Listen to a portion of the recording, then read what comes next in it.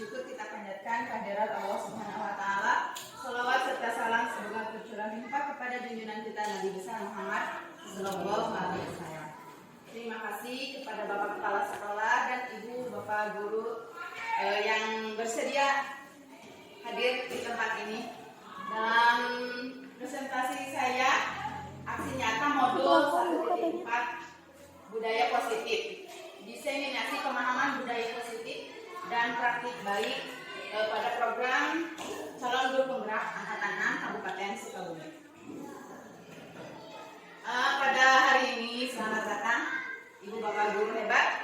Mari kita belajar bersama, berkolaborasi, saling mendukung demi mewujudkan disiplin positif di sekolah kita tercinta ini. Ya, selanjutnya pada modul 1.4 yaitu konsep utama modul budaya positif. Di antaranya ada perubahan paradigma belajar, disiplin positif, kebutuhan dasar manusia, motivasi perilaku manusia, dan posisi kontrol sebagai guru, keyakinan kelas, juga segitiga restitusi. Pembelajaran dengan paradigma baru. Pada sekarang ini sesuai dengan profil Pancasila yang Ibu Bapak Guru, profil pelajar Pancasila itu ada beriman dan bertakwa pada Tuhan Yang Maha Esa dan berakhlak mulia, berkebinekaan global, gotong royong mandiri, kreatif dan bernalar kritis. Semoga peserta didik kita sesuai dengan tujuan profil pelajar Pancasila, gitu ya. Pembelajaran dengan paradigma baru dirancang berdasarkan prinsip pembelajaran berdiferensiasi, sehingga setiap siswa diberikan kesempatan untuk belajar sesuai dengan kebutuhan belajarnya untuk mewujudkan profil pelajar Pancasila. Pembelajaran berdiferensiasi itu yaitu berbeda. Kita tidak bisa menyamakan semua peserta didik yang satu dengan yang lainnya. Semuanya memiliki minat dan bakatnya yang berbeda. Oleh karena itu, kita sebagai guru perlu merancang pembelajaran berdiferensiasi itu tersendiri. Disiplin positif. Disiplin sering dihubungkan dengan tata tertib, teratur, dan kepatuhan akan peraturan dalam budaya kita. Makna disiplin dimaknai menjadi sesuatu yang dilakukan seseorang pada orang lain untuk mendapatkan kepatuhan. Sebagai pendidik, tujuan kita adalah menciptakan anak-anak yang memiliki disiplin diri, sehingga mereka bisa berperilaku dengan mengacu pada nilai-nilai kebajikan universal yang memiliki motivasi intrinsik bukan ekstrinsik. Jadi diharapkan peserta didik itu motivasi dirinya itu dari dalam diri intrinsik, ya, tidak dipaksa oleh gurunya, oleh yang lainnya. Disiplin positifnya itu berasal dari diri sendiri mereka masing-masing. Disiplin positif merupakan salah satu cara penerapan disiplin yang bertujuan untuk menumbuhkan kesadaran siswa sehingga menjadi insan yang lebih baik dari sebelumnya.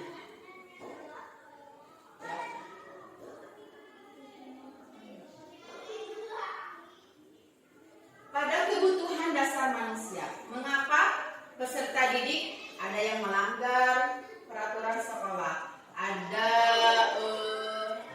misalkan ada yang mencuri, ya, ada yang nakal kepada temannya. Nah, di sini ada kebutuhan dasar manusia yang harus dipenuhi semuanya. 1, bertahan hidup. 2, kasih sayang dan rasa diterima. 3, penguasaan. 4, kebebasan. 5, kesenangan. Nah, kita tidak bisa menyalahkan murid itu sendiri. Apabila mereka melanggar, berarti kebutuhan dasar manusia ini ada yang tidak mereka penuhi. Makanya mereka peserta didik itu melanggar salah satu kebutuhan dasarnya itu tidak terpenuhi. Misalkan ada yang mencuri, berarti untuk bertahan hidup, ya, seperti itu. Motivasi perilaku manusia. Motivasi merupakan dorongan yang timbul pada diri seseorang secara sadar atau tidak untuk melakukan suatu tindakan dengan tujuan tertentu. Motivasi ada menghindari ketidaknyamanan dan hukuman, supaya tidak dihukum. Nah, seperti itu ya Bu ya. Murid biasanya melakukan disiplin diri karena takut dihukum.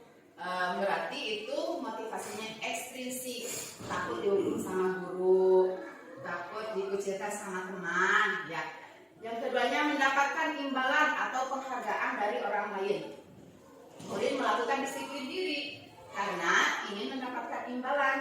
Ini merupakan motivasi ekstrinsik. Sekarang mau pagi-pagi supaya sama ibu dikasih hadiah. Nah, itu berarti dari ekstrinsik ya, belum kesadaran sendiri. Nah, selanjutnya menghargai diri sendiri dengan nilai yang mereka percaya. Murid melakukan disiplin diri karena sadar akan nilai kebajikan pada dirinya. Ini yang paling tepat, merupakan motivasi intrinsik ya. Murid sudah mempunyai kesadaran sendiri dari dalam diri, saya tidak nakal, saya ingin berteman sama yang lainnya, saya datang pagi karena memiliki keyakinan tersendiri seperti itu. Konsep disiplin dengan identitas yang gagal. Nah, Ibu Bapak, kadang kita sering menghukum murid-murid ya. Ini merupakan disiplin identitas yang gagal. Karena apa? Hukuman itu menyakitkan, tidak nyaman bagi muridnya. Murid merasa takut. Ada pemaksaan yang apabila kita melakukan kesalahan pasti dihukum. Tapi murid itu merasa terpaksa melakukan sesuatu hal, tidak berdasarkan motivasi dalam dirinya. Murid itu menyembunyikan kesalahannya. Murid merasa bersalah dan menjadi rendah diri. Kadang suka ada yang murung ya karena dihukum sama gurunya. Atau yang lebih parahnya karena hukuman gurunya. Dari SD, kita di SD itu pasti mengingat sampai tua seperti itu ya. Ada yang pernah teman saya ditampar sama guru, ingat sampai sekarang. Nah, itu berarti hukuman yang gagal, kedisiplinan yang gagal ya. Kita kalau di SMP, SMA jarang anak itu mengingat, tetapi pada siswa sekolah dasar itu yang menyakitkan suka lebih diingat-ingat ya sama mereka. Nah, hukuman itu mengontrol anak dengan penguatan yang negatif. Ada penghargaan, ini juga yang gagal, berpengaruh jangka pendek dan jangka panjang. Tidak efektif. Penghargaan merusak hubungan, mematikan kreativitas. Padahal kreativitas anak itu berbeda-beda ya. Sini misalnya nyanyi, ini misalnya nari, ini misalnya IT, beda-beda ya. Nah, itu penghargaan. Kita kadang sering memberikan penghargaan. Apabila bisa ini, dikasih ini gitu ya, reward. Nah, itu mematikan kreativitas murid kita sendiri. Menghukum dengan sistem ranking yang saat ini masih berjalan seperti itu ya. Padahal semua siswa itu memiliki minat dan bakat yang berbeda, memiliki keunikannya masing-masing. Semuanya siswa itu istimewa. Lanjut, konsep disiplin dengan identitas sukses. Nah, pada konsep seperti ini dinyatakan sebagai sukses. Ada konsekuensi. Konsekuensi itu beda dengan hukuman. Konsekuensi penguatannya jangka pendek, ada monitoringnya, ada stimulus responnya. Murid menghormati peraturan. Dia sadar apabila melanggar konsekuensinya seperti apa. Kita tidak menghukumnya. Mencoba mengontrol anak dengan penguatan yang positif. Restitusi. Restitusi itu murid belajar bertanggung jawab untuk perilakunya. Fokus pada pemecahan masalah jangka panjang. Murid menghormati dirinya dan orang lain.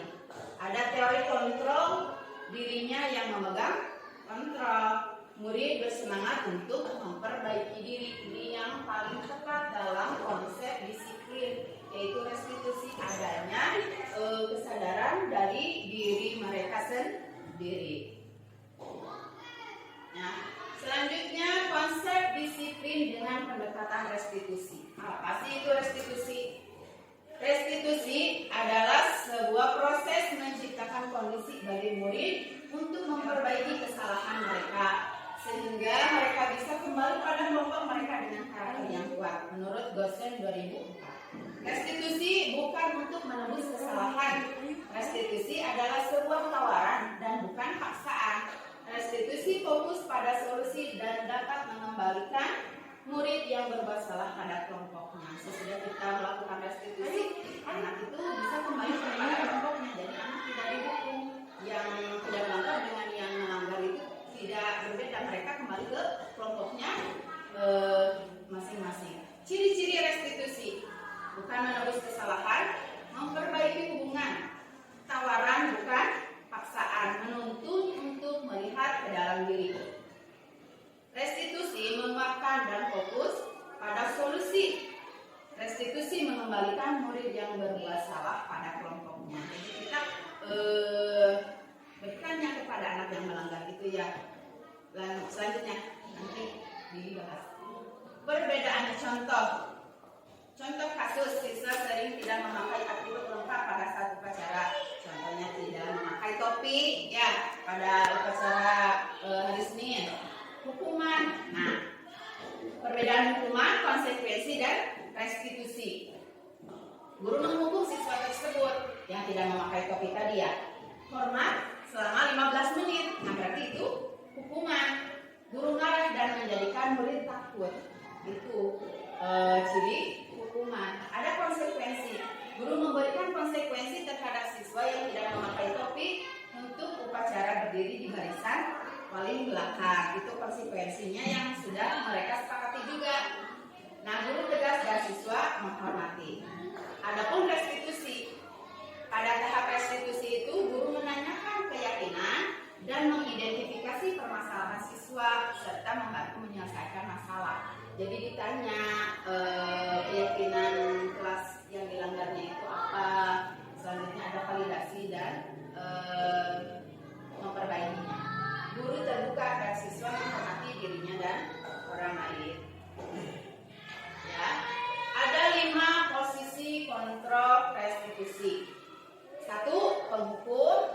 Pada restitusi tadi kita sepakat paling baik ya disiplin positif yang paling baik yang diterapkan. Tetapi dalam posisi kontrol restitusi juga ada tahap-tahapannya. Ada penghukum, pembuat orang merasa bersalah. Ada sebagai teman, ada pemantau dan manajer. Ya, kita bahas satu-satu. Penghukum. Contoh penerapan 5 posisi kontrol yang siswa tidak menggunakan pakaian olahraga saat pelajaran olahraga. 1. Penghukum. Nah, tolong patuhi aturan sekolah.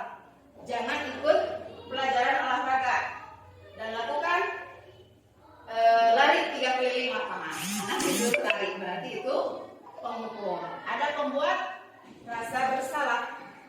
Berapa kali ibu bilang ibu kecewa sama kamu tidak kamu melanggar peraturan kelas. Nah itu jadi anak merasa bersalah. Ada sebagai teman kita apalagi di kelas atas ya dekat dengan gurunya. Ayolah friend, misalkan ya dengan kata-kata seperti itu. Yang tertib kalau berpakaian untuk kali ini tidak apa-apa, ibu biarkan kamu salah. Berarti itu masih membiarkan ya anaknya salah. Ada sebagai pemantau, kamu sudah melanggar apa peraturan dan konsekuensinya apa. Itu sebagai pemantau. Adapun sebagai manajer, apakah kamu tahu kesalahanmu apa? Kira-kira bagaimana kamu akan memperbaiki kesalahan ini? Nah, dalam contoh penerapan ini yang paling tepat menurut kita itu yang mana Bu Kak? Kalau kita dihadapkan pada anak yang melanggar, berarti posisi kita harus pada penghukum, apa manajer atau teman? Posisi kita itu boleh. Tetapi yang paling tepat, yang paling baik dirasa sebagai manajer. Manajer ya, kesalahannya ditanya, bagaimana untuk memperbaikinya, seperti itu. Dan ini keyakinan kelas. Kenapa keyakinan kelas tidak peraturan kelas? Peraturan itu biasanya dibuat oleh satu orang untuk sepakati bersama dan dilaksanakan bersama. Tetapi keyakinan kelas itu dibuat oleh semua kelas, semua warga yang di kelas. Kelas itu ingin seperti apa? Kelas 1, 2, 3, 4, 5 pasti berbeda keinginannya. Anak-anak kelas bawah, kelas atas pasti beda keinginannya. Bu ingin belajarnya sambil tiduran misalkan boleh, tapi seperti apa nanti konsekuensi asal di kelas itu disepakati bersama. Contohnya bagaimana pembentukan keyakinan kelas itu lebih abstrak pada peraturan berupa pertanyaan universal sesuai dengan kondisi kelas dan sekolah agar mudah diterapkan, dibuat dalam bentuk positif. Semua warga kelas dilibatkan. Jadi dalam membuat keyakinan kelas itu semua warga dilibatkan. Biasanya siswa diberikan selebaran, mereka inginnya seperti apa nanti dikumpulkan dan disimpulkan yang sama menjadi satu, gitu ya, seperti itu. Dibuatlah keyakinan kelasnya masing-masing, kelas 1, 2, dan 3 dan selanjutnya itu keyakinan kelasnya pasti berbeda sesuai dengan apa yang mereka inginkan, apa yang mereka butuhkan. Yang selanjutnya, contoh ini keyakinan kelas 6 SD Negeri Perbawati. Disiplin dan kebiasaan akhlak mulia, menjaga ketertiban kelas. Ini hasil dari 38 anak itu disimpulkan. Bu tidak ribut, tidak apa-apa. Nah, berarti tidak ribut itu menjaga ketertiban kelas, gitu ya Pak. Menciptakan kekeluargaan yang harmonis, suasana belajar yang nyaman dan menyenangkan. Menjaga kebersihan diri kelas dan sekolah. Saling menghormati dan membantu sesama teman dalam kebaikan. Nah, apabila kita sudah memiliki keyakinan kelas dan diharapkan keyakinan kelas itu tidak terlalu banyak supaya mudah diingat sama peserta didik, dan mereka itu apabila melanggar keyakinan kelas ada konsekuensinya yang sudah disepakati bersama. Selanjutnya, ini ada segitiga restitusi ya. Yang satu menstabilkan identitas. Yang keduanya validasi tindakan yang salah. Yang ketiga menanyakan keyakinan. Tadi kita dalam menghadapi anak yang melanggar peraturan itu, kita lakukan segitiga restitusi. Pertama menstabilkan identitasnya, validasi, lalu menanyakan keyakinan kelas. Kan kita keyakinan kelas sudah disepakati ya. Nah, berarti tadi menanyakan keyakinan kelasnya. Selanjutnya, contoh menstabilkan identitas, cara restitusi. Guru berkata seperti ini contohnya ya. Dalam menstabilkan identitas, menurut Randi, perbuatan yang Randi lakukan tadi pagi itu benar atau salah. Nah, itu menstabilkan identitas. Setiap orang pasti pernah melakukan kesalahan. Jadi si anak tidak merasa dia itu sendiri yang melakukan kesalahan. Jadi tidak merasa paling salah. Yang kedua, validasi tindakan yang salah. Rani pasti punya alasan mengapa melakukan itu. Kita tanyakan, apa alasannya tidak memakai baju olahraga? Apa alasannya tidak memakai topi? Seperti itu. Dan menanyakan keyakinan. Keyakinan kelas kita sudah dibuat dan disepakati. Kita tanyakan apabila anak yang melanggar keyakinan kelas apa yang sudah Rani langgar. Kamu ingin jadi anak seperti apa? Dan solusinya kita berdua antara guru dan murid itu bersama-sama, ya. Nah, mungkin itu dari saya. Terima kasih Ibu Bapak semuanya. Salam dan bahagia, tergerak, bergerak, dan menggerakkan. Assalamualaikum warahmatullahi wabarakatuh.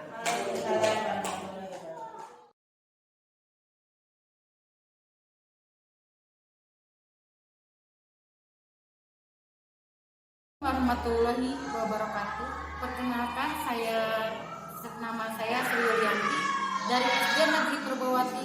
Mengenai aksi nyata yang dilakukan oleh Bu Neng Eka sangat menginspirasi dengan melakukan pembelajaran yang berpusat pada murid. Melaksanakan keyakinan kelas atas kesepakatan semua murid itu sangat menarik. Siswa sangat antusias. Terima kasih atas aksi nyata yang dilakukan dan akan saya terapkan di kelas saya. Assalamualaikum warahmatullahi wabarakatuh.